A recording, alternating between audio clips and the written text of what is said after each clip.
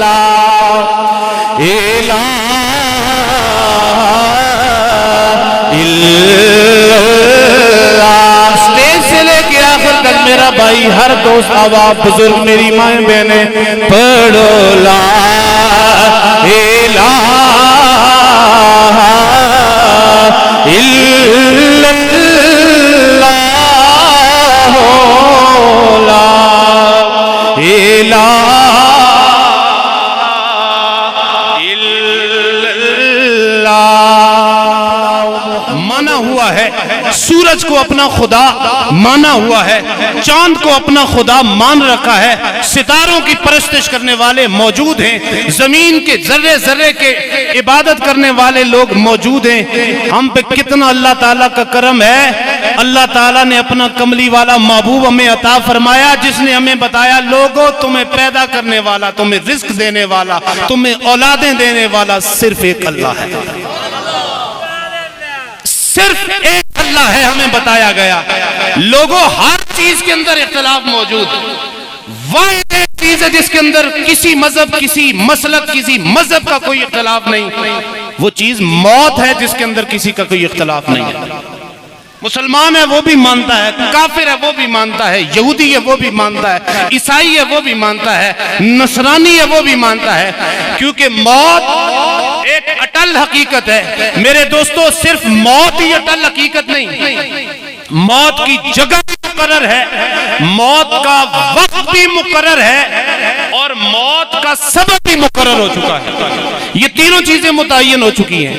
موت کہاں پہ آنی ہے, کس وقت آنی ہے, اور کس وجہ سے آنی ہے, یہ تینوں چیزیں مقرر ہیں. بابا سے بلند ذرا ایک دفعہ کہہ دیجئے سبحان اللہ. بابا سے بلند کہہ دیجئے سبحان اللہ. حضرات محترم, جب اللہ تعالیٰ نے موت کو بنانے کا ارادہ فرمایا, جب اس موت کو تخلیق کرنے کا اللہ تعالیٰ نے ارادہ فرمایا, اللہ تعالیٰ نے اپنے محبوب فرشتوں کو بلایا, جبریل کو بلایا, میکائیل کو بلایا, اسرافیل کو بنایا, جناب اسرائیل کو بلایا, اور فرمایا کہ جاؤ جا کے زمین سے تھوڑی سی مٹی لے کے آ جاؤ. اب پہلے انسان کو بنانے کی باری تھی, انسان کو بنانے کے بعد پھر موت ملک الموت کو بنانے کی باری تھی. جناب جبرائیل جب زمین کے اوپر آئے, زمین کو آ کے اٹھایا, پکڑا, زمین کانپنے لگی, رونے لگی, چیخنے لگی, چلانے لگی. کہا جبریل کدھر لے کے جا رہے ہو؟ کہا رب کی بارگاہ میں لے کے جانے جا رہا ہوں.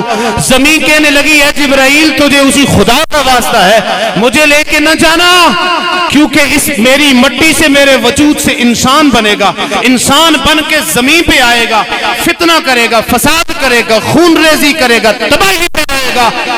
اس کا عذاب کہیں میرے اوپر بھی نہ آ جائے, اس لیے مجھے لے کے نہ جانا. جبریل امین واپس چلے گئے. باری آئی اسرافیل علیہ السلام کی, آئے, زمین روئی, واپس چلے گئے. باری آئی جناب میکائیل کی, آئے, مٹی کو پکڑا, زمین رونے لگی, واپس چلے گئے. رب تعالیٰ نے فرمایا اب جس فرشتے کو میں بھیجنے جا رہا ہوں نا, وہ کسی پہ ترس نہیں کھائے گا, وہ کسی کے رونے دھونے کو نہیں دیکھے گا. اب میں جس فرشتے کو بھیجنے جا رہا ہوں وہ لے کے آئے گا. رب نے فرمایا اسرائیل کدھر ہے؟ یا اللہ میں حاضر. فرمایا جا زمین کے اوپر مٹی لے کے آ جا, اور تجھے حکم دیتا ہوں مٹی جس حال کے اندر بھی اسے لے کے آ جانا. اب جب جناب اسرائیل آئے, مٹی کو پکڑا, مٹی کی عادت تھی رونے کی دھونے کی, مٹی نے چیخنا شروع کر دیا, چلانا شروع کر دیا. حضرت جناب اسرائیل کہنے لگے اور مٹی میں تیرا رونا دھونا دیکھوں تو یب رب تعالیٰ کا میں حکم, تیرا رونا دھونا دیکھوں یا رب تعالیٰ کا حکم دیکھوں. مٹی کو اٹھایا, رب تعالیٰ کی بارگاہ میں لے گئے. جب رب تعالیٰ کی بارگاہ میں لے کے گئے, اللہ نے فرمایا اسرائیل لے آیا مٹی؟ یا اللہ لے آیا ہوں. میرا رب فرمانے لگا قُلْ يَتَوَفَّاكُمْ مَلَكُ الْمَوْتِ الَّذِي وُكِّلَ بِكُمْ. اللہ تعالیٰ نے فرمایا اے میرے اسرائیل, اگر زمین سے مٹی لانے کی ذمہ داری تمہیں سونپی گئی ہے, اب قیامت تک کے لیے تیری ذمہ داری ہے, تو ان کی روحوں کو بھی میرے پاس لے کے آئے گا, ان کی روحوں کو بھی تو قبض کرے گا. بابا سے بلند سبحان اللہ.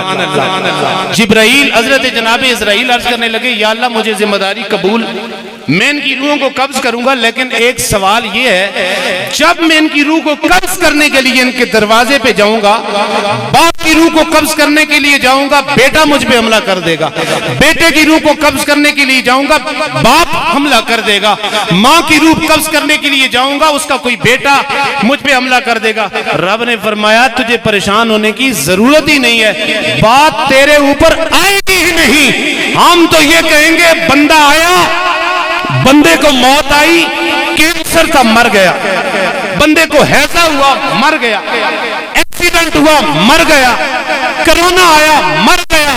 ہم تیرے ساتھ ساتھ اسباب پیدا کریں گے، تیرے اوپر بات آئے گی ہی نہیں۔ جو بھی بندہ مرتا چلا جائے گا تجھے کوئی سوال ہی نہیں کرے گا، پوچھے گا ہی نہیں۔ لوگ کہیں گے کرونا اساس مر گیا ہے، ایکسیڈنٹ ہوا مر گیا، اس کو کسی بیماری کے اندر مبتلا تھا مر گیا، تیرے اوپر بات آئے گی نہیں۔ بس تیرے لیے جو اللہ تعالیٰ نے ڈیوٹی لگائی ہے تو اپنی ڈیوٹی پوری کرتا جا۔ حضرات محترم، یہاں پہ ایک بڑے مزے کی بات جملہ عرض کرتا چلا جاؤں گا۔ علماء کرام کی موجودگی کے اندر جس طرح انسانوں کی زندگی برابر نہیں ہوتی، بالکل اسی طرح سے ان کی موت بھی برابر نہیں ہوتی۔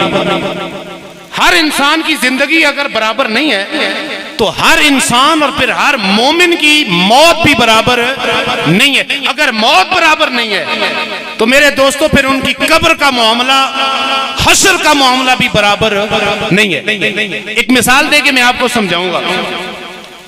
دریائے راوی لاہور کے ایک کنارے پہ اس بادشاہ کی قبر ہے جسے دنیا شاہ جہاں کہتی ہے، ہندوستان کا متفقہ بادشاہ ہے، 3 سلطنتوں کا اکیلا بادشاہ، موجودہ پاکستان، موجودہ بنگلہ دیش اور ہندوستان۔ اس وقت چونکہ اکیلا ہندوستان تھا تو 3 بڑے اعظموں کا اکیلا بادشاہ۔ اس کی قبر کے اوپر اگر آپ چلے جائیں، آپ کو جوا کھیلنے والے بھی نظر آئیں گے، تماشائی بھی نظر آئیں گے، کتے لڑانے والے بھی نظر آئیں گے، سگریٹ پینے والے چرسی بھی نظر آئیں گے، سارے نظر آئیں گے۔ رب کا قرآن پڑھنے والا نظر نہیں آئے گا، رسول اللہ پہ درود پڑھنے والا نظر۔ بابا سے بلند، آپ بڑے خاموش، بڑے دھیمے۔ ابھی تو ہمارے دیکھیں مفتی صاحب، مفتی یاسر صاحب پنڈی سے تشریف آپ لائیں، پتہ نہیں کتنا سفر کر کے، تو اگر یہ آپ کے حالات ہوئے تو انہوں نے خطاب اس طرح سے، تو یاسر بھائی نہیں کریں گے نا، اس طرح سے تو مزہ نہیں آئے گا۔ ذرا ایک دفعہ جھوم کے کہہ دیجیے سبحان اللہ، ہاتھوں کو اٹھا کے کہہ دیجیے سبحان اللہ۔ میرے دوستوں، میرے بزرگوں، میں عرض کر رہا تھا، راوی کے کنارے پہ قبر ہے جسے دنیا شاہ جہاں کہتی ہے، اس کی قبر کے اوپر آپ چلے جاؤ، کوئی دعا کرنے والا نہیں ملے گا، کوئی قرآن پڑھنے والا نہیں ملے گا، جوا کھیلنے والے جواری بھی نظر آئیں گے، تاش کھیلنے والے بھی نظر آئیں گے۔ میں کہہ رہا تھا لوگوں، جس طرح سے دنیا کے اندر ہماری زندگیاں برابر نہیں ہیں، موت بھی برابر نہیں ہے، قبر کا معاملہ بھی برابر نہیں ہے، موت کے بعد کا معاملہ بھی برابر نہیں ہے۔ ایک طرف وہ قبر، اب ذرا دوسری راوی کے پرلے کنارے پہ چلے جاؤ، کی قبر آپ کو نظر آئے گی، سفید رنگ کا ماربل لگا ہوا ہے، بڑا خوبصورت نورانی سا، آپ کو مینار بھی نظر آئے گا، گنبد بھی نظر آئے گا، سامنے سفید رنگ کا کتبہ لگا ہوا ہے، اس کتبے کے اوپر جو عبارت لکھی ہے اس کا کیا خوبصورت مقام ہے۔ عبارت لکھی ہوئی ہے کہ گنج بخش فیض عالم مظہر نور خدا، گنج بخش فیض عالم مظہر نور خدا، پیر کامل کامل آرا ناکسارا، پیر کامل کامل آرا رہنما، صبح جاؤ آپ کی مرضی، دوپہر کو جاؤ آپ کی مرضی، رات کو جاؤ آپ کی مرضی، آدھی رات کے وقت جاؤ آپ کی مرضی ہے۔ اللہ کے اس ولی کی دربار پہ، ان کی قبر پہ آپ کو دن کو بھی، شام کو بھی، رات کو بھی، آدھی رات کو بھی رب کا قرآن پڑھنے والے نظر آئیں گے، میرے نبی پہ درود پڑھنے والے۔ میرے دوستوں، میرے بزرگوں، اللہ کے ایک ولی ہیں جن کا نام حضرت ابراہیم بن ادم ہے، وقت کے بہت بڑے بادشاہ ہیں، اللہ نے ولایت بھی عطا فرمائی تو ولایت کا ایک اعلیٰ درجہ عطا فرمایا، لیکن تاریخ کی کتابوں کے اندر آتا ہے کہ آپ ولی ہونے سے پہلے ایک بہت بڑے بادشاہ تھے، اور ان کے بارے میں ایک بڑا مشہور واقعہ ہے، سنیں، اور اللہ کرے میں آپ کے ضمیر پہ دستک دے کے چلا جاؤں، میرے پاس وہ الفاظ تو نہیں، لیکن اس بات کو سنیے اور دل کی تختیوں پہ لکھ کے چلے جائیں۔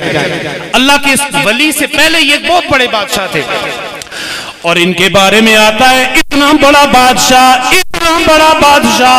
ابراہیم بن ادم کی ان کا بستر سجانے کے لیے، بیڈ سجانے کے لیے کئی کنیزیں مقرر تھی، کسی کی پھول لگانے کی ذمہ داری، کوئی پھول موتیے کے لگا رہی ہے، کوئی چمبیلی کے لگا رہی ہے، کوئی گلاب کے پھول لگا رہی ہے، ایک پورا محکمہ بنا ہوا ہے، کوئی پھول لگانے والے، کوئی ان کو پانی دینے والے، کوئی ان کو کاٹنے والے، کوئی ان کو لگانے والے، الغرض کے پھولوں کی ذمہ داری ہے، پورا بستر سجایا جا رہا ہے۔ اللہ اکبر، کتنا بڑا بادشاہ ہے کہ اس کا بستر سجانے کے لیے کئی کنیزیں مقرر ہیں۔ میرے دوستوں، میرے بزرگوں، ان کی ایک کنیز جو سب سے خوبصورت تھی، جس کا کام تھا بستر کو سجانا، ایک دن اس نے دیکھا بادشاہ ذرا تاخیر سے آئے گا، لیٹ آئے گا، محل کے اندر کسی کام کے اندر لگا ہوا ہے، دل کے اندر کہنے لگی کہ تھوڑی دیر کے لیے اس بستر پہ ذرا آرام تو کروں، ذرا دیکھوں تو صحیح وہ کون سا سکون ہے جو بادشاہ کو ملتا ہے، وہ کون سا مزہ ہے جو بادشاہ کو آتا ہے کہ اسے اس بستر کے بغیر نیند نہیں آتی۔ مزدور بندہ ہو نا تو کہتا ہے جی کہ اینٹ کے اوپر سر رکھے نیند آ جاتی ہے، اور مرچوں اور لسی کے ساتھ کھانا کھائے اور اس کو نیند آ جاتی ہے۔ اس نے کہا ہمیں تو نیند دن کے اجالے کے اندر پتھروں اور کانٹوں کے اوپر بھی آ جاتی ہے، آخر کون سا مزہ ہے کہ بادشاہ کو بستر سجائے بغیر نیند نہیں آتی۔ وہ عورت، وہ کنیز، وہ نوکرانی تھوڑی دیر کے لیے لیٹنا کیا تھا، پھولوں کی خوشبو نے معطر و منور کیا، اس کی آنکھ لگ گئی۔ جب آنکھ لگ گئی اتنی دیر گزری، بادشاہ آ گیا۔ جب بادشاہ نے اس کنیز کو دیکھا، اس کے بستر کے اوپر سو رہی ہے۔ اللہ اکبر، میرے دوستوں، میرے بزرگوں، بادشاہ نے اپنے فوجیوں کو بلایا، اپنے کارندوں کو بلایا، کہنے لگا او میرے فوجیوں، میرے سپاہیوں، اٹھاؤ اس عورت کو، لگاؤ اس کو ڈنڈے، لگاؤ اس کو کوڑے۔ اتنی جرت کے بادشاہ کے بستر کے اوپر سوتی ہے، اس کی اتنی جرت کے اتنے بڑے بادشاہ کے بستر کے اوپر سو جاتی ہے، لگاؤ اس کو کوڑے۔ فوجی آئے، جلاد آئے، کوڑے بھی لگ رہے ہیں، ڈنڈے بھی لگ رہے ہیں۔ وہ کنیز نوکرانی ہنسنے لگی، ہنس بھی رہی ہے، جسم کے اوپر لرزات آ رہی ہے، لیکن مسکراتی جا رہی ہے۔ بادشاہ کہنے لگا او میری کنیزہ، او میری نوکرانی، تجھے ڈنڈوں کا درد نہیں ہو رہا کیا؟ تجھے کوڑوں کا درد نہیں ہو رہا؟ کہنے لگی بادشاہ سلامت، میری ہڈیاں چور چور ہو گئی ہے، میرا جسم لہو لعان ہو گیا ہے۔ بادشاہ کہنے لگا اگر تیرا جسم لہو لعان ہو چکا ہے، ہڈیاں چور چور ہو گئی ہیں، تو پھر ہنس کس لیے رہی ہے، مسکرا کس لیے رہی ہے؟ جملہ سنیے گا توجہ سے، دل پہ اللہ کرے میں دستک دے کے چلا جاؤں۔ اس نوکرانی نے جو جواب دیا، وہ نوکرانی کہنے لگی، کیا کہنے لگے میاں صاحب نے اس نوکرانی کی آواز کو، اس نوکرانی کے خیال کو اپنے اندر، اپنے آواز، اپنے الفاظ کے اندر بیان کیا۔ وہ نوکرانی کہتی ہے 2 گھڑیاں میں ستے سوتی تے ایک مصیبت پائی، حسر کی ہوتی اس بندے دا جس ساری عمر لنگائی۔ نوکرانی کہنے لگی بادشاہ تیرا کیا بنے گا؟ اس لیے رہی ہوں 2 لمحوں کے لیے میں تیرے بستر پہ آئی اور تو نے مار مار کے میرا کچومر نکال دیا، میری ہڈیاں توڑ کے رکھ دی، اور بادشاہ میں ہنس اس لیے رہی ہوں تو نے تو ساری زندگی گزار دی، تو نے تو ساری زندگی گزار دی ہے غفلت کے اندر، تیرا کیا کیا بنے گا؟ بادشاہ کی آنکھوں سے آنسوؤں کی لڑیاں جاری ہوئی. اقبال نے کہا تھا دل سے جو نکلتی ہے اثر رکھتی ہے، پر ہی طاقت پرواز مگر رکھتی ہے. اللہ اکبر. بادشاہ رونے لگا، چیخنے لگا، چلانے لگا، آنکھوں سے آنسوؤں کی لڑیاں جاری ہوئی. میاں صاحب کہتے ہیں کہ لگ گئی چوٹ محبت والی تے پھر عشق نے تیر ازمایا، تن من تن دی اور ای خبر نہ کائی، جدوں عشق نے تیر ازمایا. لا الہ الا اللہ